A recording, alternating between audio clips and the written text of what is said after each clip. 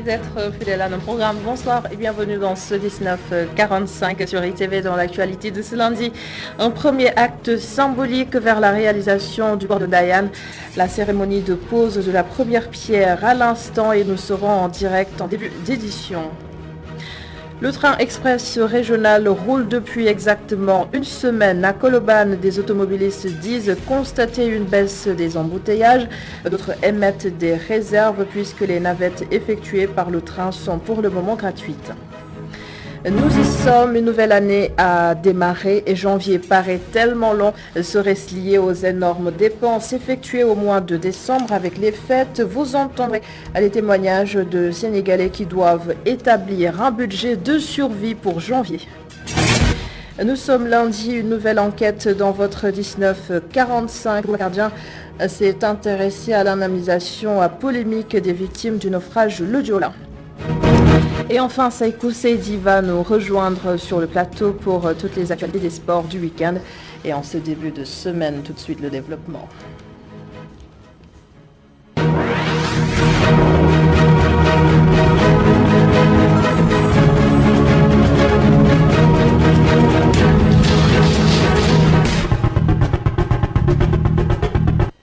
Presque toute la République est à Ndayane, à 50 km de Dakar. Le président Macky Sall doit procéder à la pose de la première pierre du port de Ndayane, le port multifonctionnel. Et nous sommes en ligne avec Muntaga Khan en direct de Ndayane, justement. Bonsoir Muntaga. Et faites-nous un petit résumé de ce qui se passe actuellement à Ndayane. Bon, il faut dire que tout est fini. Les officiels et les populations, actuellement, il n'y a que les organisateurs qui sont en train d'arranger donc les chaises, la logistique. Mais maintenant, pour ce qui est de la cérémonie en tant que telle, oui. Le président Macky Sall est venu avec une forte délégation. On peut noter M. Idrissa Seck, président du Conseil économique, social et environnemental, Aminata Mbengue Ndiaye au Conseil des collectivités territoriales, Alioune Ndoye, le ministre de la Pêche et de l'économie maritime, Ababakar Sadikh Bey, le directeur général du port autonome de Dakar, pour ne citer que cela. Donc, dans son discours, il a mis l'accent sur les défis, les trois défis qui sont. Donc, il a énuméré trois défis pour le port, le futur port autonome de Dakar, le futur port de Ndayane. Donc, le futur port de Ndayane, qui est donc un port international. Il faut noter aussi que le président directeur général de Dubai Forward était là. Il a fait un discours très long. Il a aussi parlé des avantages, des avantages du port au niveau mondial. Il a même comparé le port de Ndayane au port de Dubaï. Donc, les trois défis, Macky Sall a dégagé trois défis qui lui semblent intéressants. Donc, là, pour lui, le port va décongestionner le port de Dakar et ses environs. Le port va aussi va donner une nouvelle impulsion à la place stratégique du Sénégal au niveau donc du trafic international. Et le troisième point, c'est qu'il faudra donc le port permettra de mieux répondre aux ambitions du Sénégal au niveau du fret international. Donc ça a été vraiment une fête. Les gens sont venus vraiment très nombreux et les traquistés ont fait une belle prestation et ils ont vraiment chanté Ndayane. Le président même a voulu un peu taquiner, s'il avait une belle voix, il allait chanter Khalifa Demone Gueye Ndayane. Ce Ndayane maintenant est ouvert au monde entier. Et désormais, Ndayane a une dimension internationale, une dimension mondiale avec ce port de grande envergure. Merci beaucoup Muntaga Khan pour toutes ces informations. Je rappelle que vous avez suivi la cérémonie de pose de la première pierre du port multifonctionnel de Ndayane et je rappelle également que le coût global du projet est estimé à plus de 450 milliards de francs CFA. Il y a une semaine, Macky Sall a également lancé la mise en circulation du train express régional. Depuis lors, à Colobane et alentour, un léger mieux a été noté dans les embouteillages selon certains automobilistes. D'autres pointent cependant les chantiers du BRT, le bus rapide de transit, des chantiers visiblement loin d'être achevés. Voyez ces témoignages mitigés recueillis par Mamadou Dian et Séléman Diallo.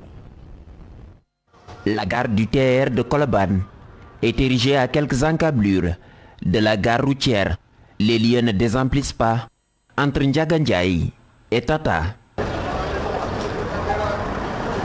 Une semaine après la mise en circulation du TER, les embouteillages demeurent, selon certains chauffeurs. Pour le moment, les embouteillages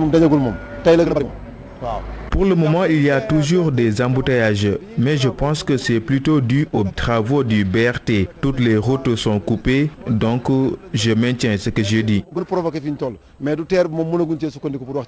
Abdoulaye Ndiaye, un jeune conducteur de Ndiaga Ndiaye, profite de son temps d'arrêt en attendant son tour sur la liste du rabatteur. Cet habitué des chemins sinueux de la banlieue abonde dans le même sens qu'Alassane. L'ouverture du TER n'a encore aucun impact sur notre travail et sur les embouteillages aussi. De Pikine jusqu'au pont de Yarakh, c'est des embouteillages interminables. Les véhicules commencent à rouler à partir des HLM. Le soir aussi, de Colobane jusqu'à l'autoroute à péage, rien ne bouge.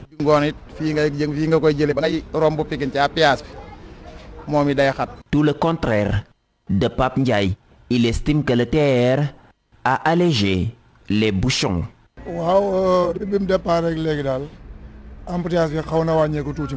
Avec le TER, il y a du mieux. Je constate moins d'embouteillages, mais c'était une semaine de fête.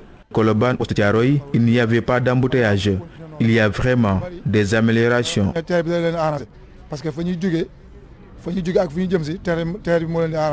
Difficile d'avoir un net aperçu sur l'impact du TER sur les embouteillages une semaine après sa mise en circulation. Mais ces chauffeurs de Colobane sont partagés pour l'heure sur la question.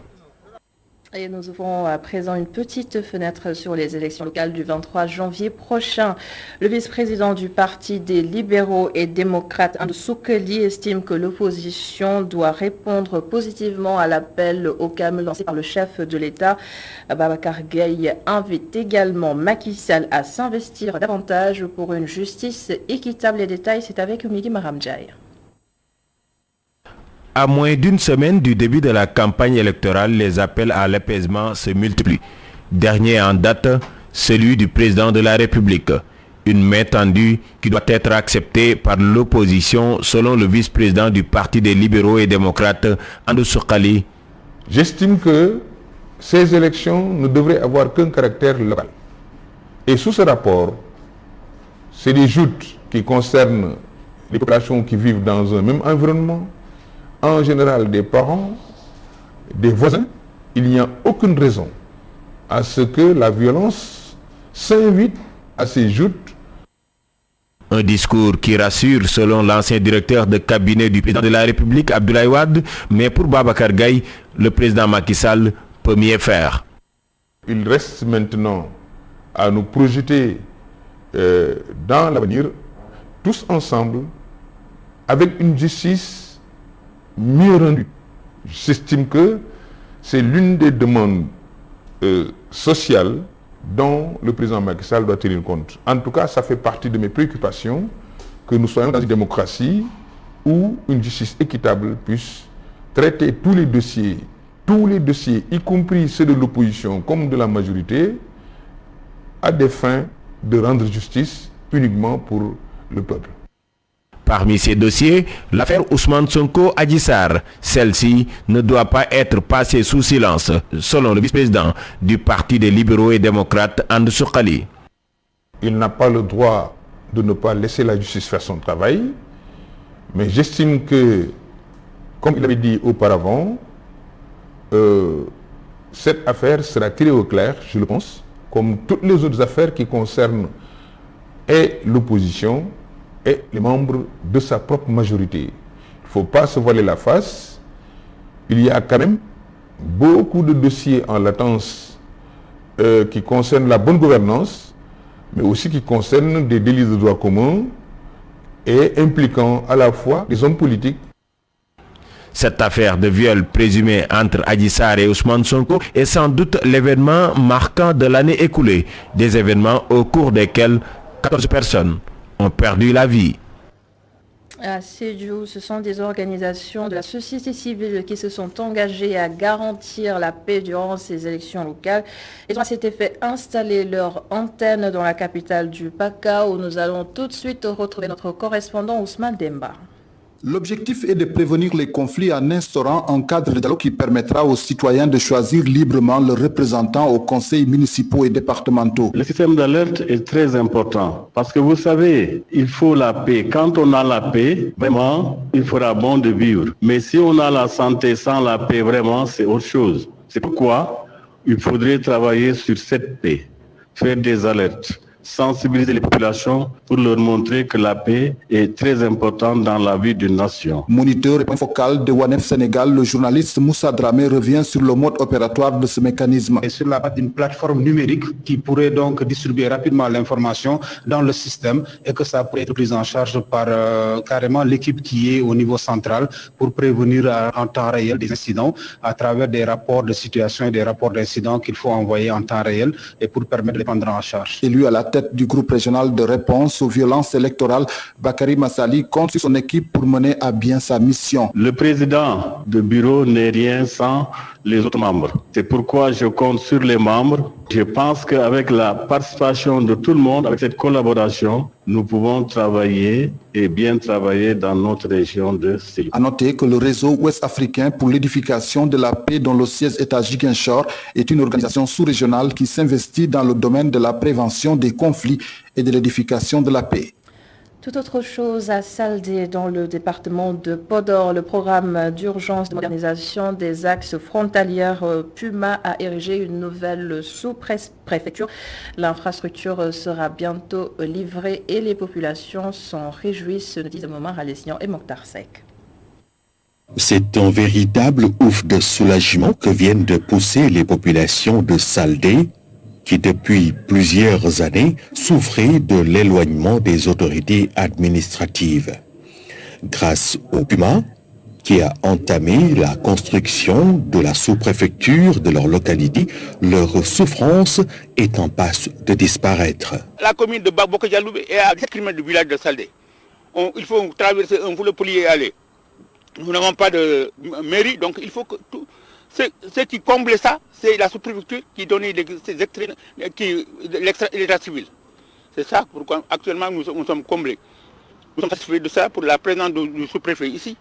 Et la retour de nos archives. On a amené en 2014 toutes nos archives datant de plus de 60 ans dans les Djeri, à Pété, à Gola, à Mbolebrani et à Bok-Dialoubé. C'est le même sentiment de satisfaction qui anime les populations de Kaskas, où les travaux de la sous-préfecture sont très avancés. L'autre aspect, ce sont les deux sous-préfectures de Kaskas et de Saldé.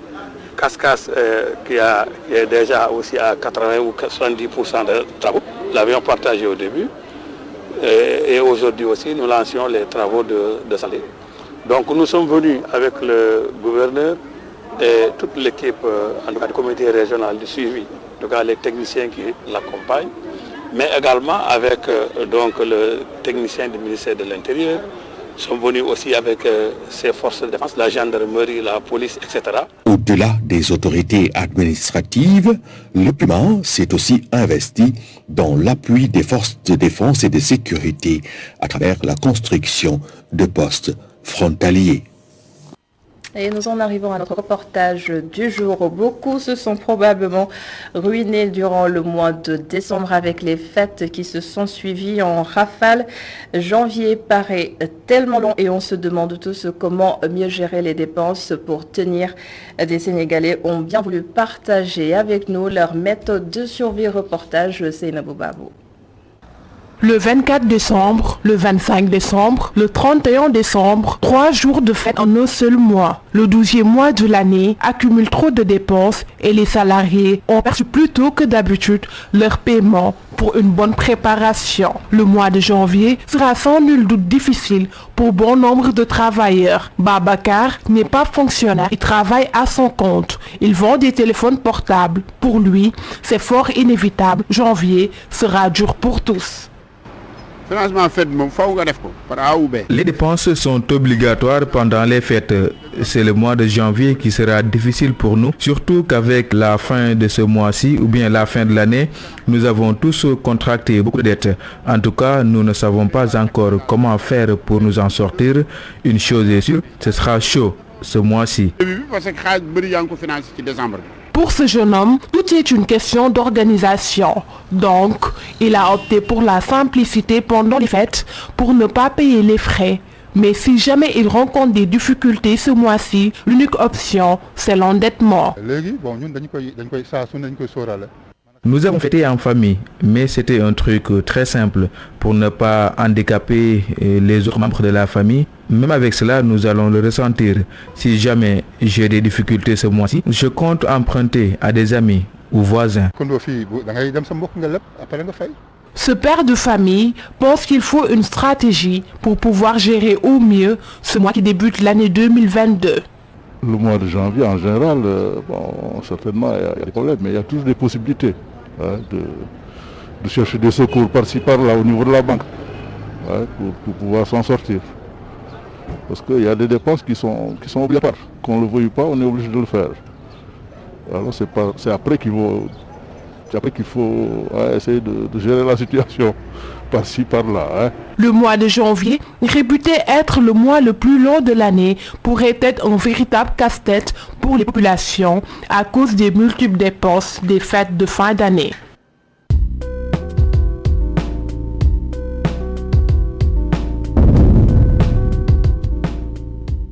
Alors, suite et fin de notre enquête sur les victimes du naufrage le Joola, ça fait maintenant 19 ans.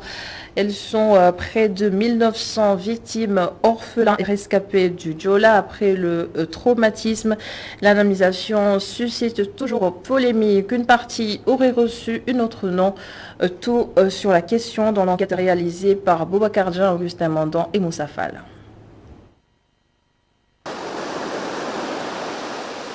Justice, renflouement du bateau, l'institutionnalisation de la journée du 26 septembre, journée nationale de souvenirs, voilà entre autres les revendications des parents des victimes du Joola. L'autre revendication phare, l'indemnisation. Si ma mémoire est bonne, le total de ceux qui ont été pris en charge, c'était aux environs de 712. Et parmi et ils étaient approximativement 1900 à être recensés. Donc entre 712 et 1900, il y a un grand gap.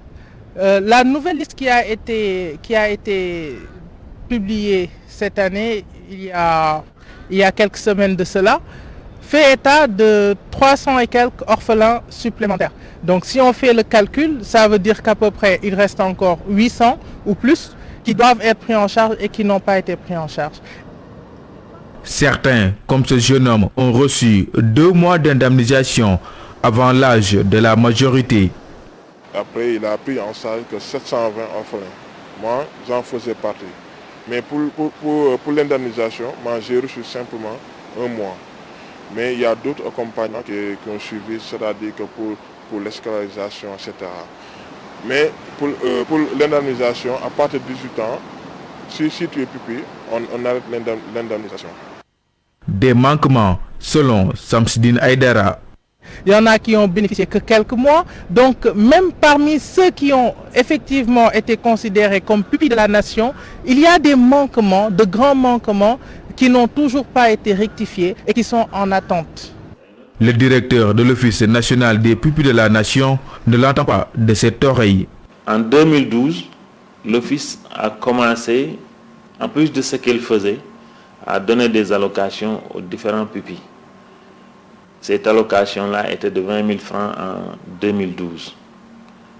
Avant 2012 également, l'ensemble des orphelins du Joola qui ont reçu le statut de pupille de la nation faisait 720. Mais progressivement, avec l'État du Sénégal augmentant le budget de l'Office, L'Office également a dit que vraiment avec l'appui du Conseil de surveillance et du ministère de la Femme, que ce budget, que les allocations que perçoivent ces enfants devraient normalement être augmentées. C'est ainsi qu'en 2019, l'allocation est passée de 20 000 francs à 50 000 francs. Donc les pupilles aujourd'hui, ils perçoivent 50 000 francs par mois. Des rescapés comme celui-là ont reçu chacun 10 millions de francs CFA à l'époque pour leur permettre de reprendre leurs activités, mais ce monsieur a raté le coche. Et voilà, vous savez, l'alentour aussi, nos alentours aussi, a essayé de nous donner d'autres conseils, parce que moi-même, j'ai eu pas mal de conseils qui me disaient il faut quitter ce pays, il faut quitter. Bon, en essayant de quitter ce pays, voilà, je suis tombé dans le puits du diable, je peux dire. Et j'ai complètement perdu. Mais malgré ça, je me suis dit que ce n'est pas la fin du monde. Je vais me rabattre. Il y a la vie devant moi. Espérons que je peux gagner quelque chose encore de là. C'est ce que je fais actuellement. Plus d'1 milliard de francs CFA ont été distribués aux orphelins du Diola, de même qu'aux pupilles de la nation. Une déclaration du directeur de l'ONPN, mais toujours est-il que 19 ans après, l'on se pose encore cette question.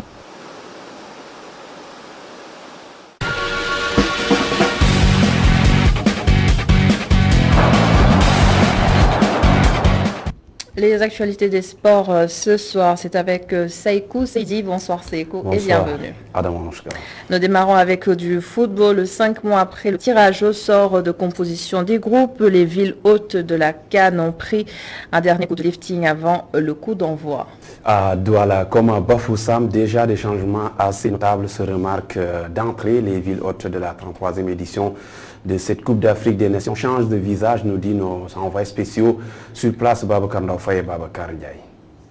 De retour ici à Kwekong, cette petite ville à l'écart de Bafoussam, à une quarantaine de kilomètres de Bafoussam-Ville, la ville qui à Poule B, celle du Sénégal, du Zimbabwe, du Malawi, dans cette 33e édition de la Coupe d'Afrique. Nous sommes à une semaine du premier match du Sénégal, mais à 6 jours du coup d'envoi officiel de la 33e édition de la Coupe d'Afrique des Nations qui aura lieu ici au Cameroun.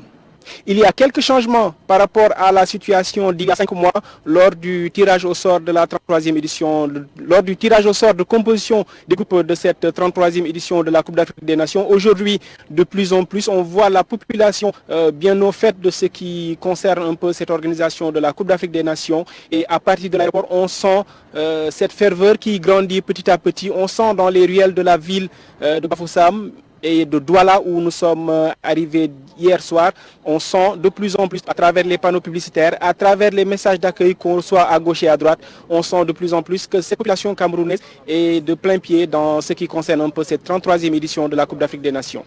Du côté des infrastructures, il n'y a rien à signaler, en tout cas ici à Bafoussam, comme vous l'aurez constaté dans ce stade-là qui est prêt et qui l'était déjà quand nous étions ici pour les besoins du tirage au sort. Le seul stade qui posait encore quelques soucis, c'est celui de Yaoundé, le nouveau stade Olembe, et des garanties ont été données il y a quelques semaines, voire un mois, avec les autorités de la Confédération africaine de football, comme quoi ce stade Olembe de Yaoundé qui doit recevoir dimanche le premier match, celui d'ouverture entre le Cameroun, pays hôte, et le Burkina Faso, mais également la finale de cette 33e de la CAN est désormais fin prête pour accueillir tous ces grands événements. Et ici à Bafoussam également, le stade est prêt. On le voit aujourd'hui, les derniers volontaires qui sont en train d'être enrôlés pour les accréditations, pour les stagiaires qui seront au stade et sont là pour récupérer le fameux ticket, l'accréditation. Et tout est prêt ici pour recevoir ces matchs du Sénégal, mais également de ses adversaires de la Poule B. La délégation officielle du Sénégal est attendue demain, mardi 4 janvier 2022, après la traditionnelle cérémonie de remise de drapeau. qui aura lieu naturellement au Palais. Mais déjà ici, il y a encore quelques journalistes sénégalais qui sont là présents dans cette ville de Bafoussam. Il y a des confrères de la RTS et puis de Foot Sénégal, mais également du quotidien sportif Stade qui sont déjà sur place. On a parlé avec quelques-uns d'entre eux. Le premier, Pape Amar, qui est le reporter photographe du site footsénégal.com, qui est là avec nous depuis hier. Merci beaucoup. C'est Babacar Ndao Faye et Babacar Ndiaye, envoyés spéciaux du groupe E-Media pour ITV, e-radio, e-media.sn et Besbi. Bien sûr, vous n'allez rien manquer de cette 33e édition de la CAN qui aura lieu ici au Cameroun. Ce fut un plaisir de vous servir et on se retrouve demain pour d'autres éléments sur tous les supports du groupe E-Media. Il a si bien dit Babacar Ndao Faye et Babacar Ndiaye, nos envoyés spéciaux à Bafoussam. Il est en bleu et derrière lui, le stade olympique de Bafoussam également en bleu. Et puis, il nous a donné des nouvelles rassurantes par rapport à la situation se passe les villes hôtes de cette 33e édition qui changent de visage avant l'arrivée de toutes les sélections qualifiées. Et d'autres assurances, Sekou Seizi, à propos de la préparation des Lions. Pape Alassane Gueye rassure les supporters. Il était en conférence de presse ce samedi. Le milieu de terrain de l'Olympique de Marseille se sent en forme et est prêt à rugir comme un vrai lion. C'est la même envie, en tout cas, qu'il ressent chez ses coéquipiers de l'équipe nationale du Sénégal. Il s'inquiète tout de même par rapport au cas de Covid-19 qu'on constate dans l'équipe nationale du Sénégal. Cheikhou Kouyaté et Alfred Gomis touchés. On l'écoute. Personnellement, je me sens bien. On a démarré très fort. Ça fait 5 jours que voilà, on est ici au Sénégal. On travaille bien. Le coach demande des choses précises sur le terrain et chaque jour au quotidien on les travaille pour être prêt le 10 contre le Zimbabwe. Et le groupe, c'est un groupe avec d'excellents joueurs. Je suis arrivé il n'y a pas longtemps, ils m'ont tous bien accueilli. Voilà, que ce soit les joueurs, le staff médical, franchement il y a de quoi faire. On est une très grande nation, donc je suis très content d'être ici. Ça touche notre équipe, un grand joueur en plus, donc ça fait mal. Après, le médical fait tout en sorte qu'on soit plus ou moins touché, parce qu'on porte toujours des masques. À l'hôtel, on n'a pas le droit de ramener du monde, donc on prête vraiment attention. Le manque d'expérience, comment je peux l'expliquer, on doit toujours commencer. Donc moi je suis au commencement. L'expérience, c'est vrai qu'en sélection, je ne sais pas. Mais après, voilà, je suis à l'Olympique de Marseille, donc j'ai pas l'expérience en sélection, mais l'expérience de l'Olympique de Marseille en jouant devant près de 60 000 personnes chaque week-end, ça peut m'apporter une certaine sérénité. Après, c'est vrai que j'ai jamais joué de CAN. Les anciens seront là pour nous accompagner et je pense qu'il n'y aura aucun problème. Pape Alassane Gueye, l'équipe nationale s'est entraînée cet après-midi au stade de l'Aldior de Thiès. Edouard Mendy et Sadio Mané ont rejoint le groupe depuis hier soir. Ils ont d'ailleurs participé à la séance d'aujourd'hui. Cheikhou Kouyaté et Alfred Gomis, testés positifs au Covid-19, rejoindront le groupe plus tard selon le médecin de Lyon. Dr Fédior Diouf. Ismaël Assar est également attendu pour une contre-expertise médicale. L'équipe reçoit le drapeau national des mains du chef de l'État, Macky Sall, demain à 15h. La délégation sénégalaise quitte Dakar le soir pour Bafoussam. En football toujours, et nous parlons cette fois de la Ligue 1 Sénégal. Le point sur la 7e journée jouée hier dimanche. 11 buts, autant pour moi, ont été inscrits lors de cette 7e journée, le Diarab de Dakar. Et le leader de cette Ligue 1, les Verts et Blancs de la Médina, se sont imposés 1-0 devant US Gorée, donc le Casasport qui est relégué à la deuxième position. On nul entre les Casacé et l'AS Pikine. Le point avec Pape Malidian. Les amateurs ont été servis lors de cette 7e journée en Ligue 1. D'abord, le match phare de la journée opposant l'AS Pikine au Casasport. Les Verts du Sud se déplaçaient avec une forme étincelante avec 3 victoires lors des 3 derniers matchs alors que son adversaire enchaînait les hauts et les bas. Après un match indécis, les deux équipes se quittent sur un nul, un but partout. Un nul qui arrange plutôt le Casasport puisqu'au même moment, le champion en titre et dauphin Teungueth FC chuté au stade Ngalandou Diouf devant le Dakar Sacré-Cœur 1-0. Les académiciens enchaînent ainsi avec une deuxième victoire d'affilée en championnat. Le promu Guédiawaye FC a su profiter du nul de Casa Sport et de la chute de Teungueth FC en s'imposant face à CNEPS Excellence 2-1. Le duel des académiciens entre Diambar et Génération Foot s'est finalement soldé par un nul 1 but partout, alors que l'autre promu, la Linguère de Saint-Louis, a enregistré sa troisième défaite de la saison après avoir chuté devant l'AS Douane 1-0. Et le Jaraaf enchaîne lui avec une quatrième victoire d'affilée en battant l'US Gorée qui restait pourtant sur 2 victoires. Et enfin, pour le dernier match de cette 7e journée qui s'est joué ce lundi, Niambour a finalement décroché sa première victoire de la saison en battant Mbour Petite Côte 1-0. Au total, 10 buts ont donc été marqués et au classement, le Jaraaf prend les commandes à égalité de points avec le Casa Sport 13. TFC ferme le podium avec 11 points. Dakar Sacré-Cœur est désormais à 3 longueurs du leader, tout comme la Linguère. Un peu plus bas, l'US Gorée, Génération Foot ou encore CNEPS Excellence occupent le milieu de tableau et sont dans la zone rouge, l'AS Pikine et le Niambour. Merci beaucoup, Pape Malik Djaoui. Nous terminons avec une revendication qui nous vient de Sédhiou. Les jeunes réclament des infrastructures sportives. Pour s'épanouir, un cri de cœur des jeunes de Sédhiou, ils réclament des infrastructures sportives dignes d'une capitale régionale. C'était hier lors d'une finale des 72 heures de basketball regroupant des clubs de la Casamance naturelle et de Tambacounda. Correspondance à Sédhiou Soumandemba. En organisant chaque année cette compétition sportive de la zone sud-est, Sédhiou Basket Club veut relever le niveau de son statut, explique son président. Le rôle, c'est un peu ça, c'est de faciliter un peu pas mal de choses pour que le club puisse être parmi les clubs de référence au niveau du Sénégal. Que le Sédhiou Basket Club puisse arriver en première division de basket pour véritablement permettre aux différents talents qui se trouvent ici à Sédhiou de se montrer au sommet. Et c'est en ce sens-là que nous pouvons aider les enfants à essayer d'aller à l'international pour être comme les Gorgissi, véritablement les talents sont là. Les matchs se sont déroulés dans l'enceinte du stade municipal en chantier depuis des années, une situation qui préoccupe Baba Kasso, l'entraîneur du club. Comme vous l'avez constaté, avec ces conditions difficiles, mais on parvient toujours à faire nos compétitions parce que l'équipe senior de SBC même reçoivent ces matchs à domicile sur ce terrain. On n'a que ça et on se contente de ça, mais nous espérons avoir le soutien de nos autorités pour pouvoir avoir le meilleur des plateaux de basket au niveau du Sénégal ici à Sédhiou. Pour répondre à l'attente de la jeunesse, Ansoumane Sané qui déplore ce manque d'infrastructures promet de plaider en leur faveur. Aujourd'hui, les difficultés que nous avons, c'est les difficultés de tout le monde sportif de Sédhiou.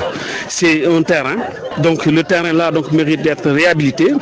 L'autorité municipale est en train de faire des efforts, mais nous nous sommes dit qu'il va falloir aussi chercher des partenaires pour qu'ils puissent venir nous accompagner à réhabiliter le terrain pour que véritablement les talents que vous voyez ici autour de nous, pour que ces talents puissent s'exprimer de la plus belle manière. Cette 7e édition des 72 heures de Sédhiou Basket Club, dont le parrain et le DG du COSEC, a regroupé plus de 200 jeunes et a vu la consécration des équipes de la commune de Sédhiou et de Samine. Soumandemba, merci. Et puis je rappelle cette information phare, l'équipe nationale du Sénégal qui reçoit le drapeau d'aimé du chef de l'État Macky Sall en partance pour la Coupe d'Afrique des Nations au Cameroun. Ce sera demain, mardi à partir de 15h au Palais de la République. Et puis l'équipe qui Dakar le soir pour Bafoussam. C'en est tout, Adam Kaba pour l'actualité sportive. Merci Seiko Seydi pour toutes ces informations. C'en est également tout pour cette édition. Merci de l'avoir suivi. Merci à l'ensemble des équipes en régie. Bonne suite des programmes sur ITV. Rendez-vous demain à la même heure, même chaîne. Au revoir à tous.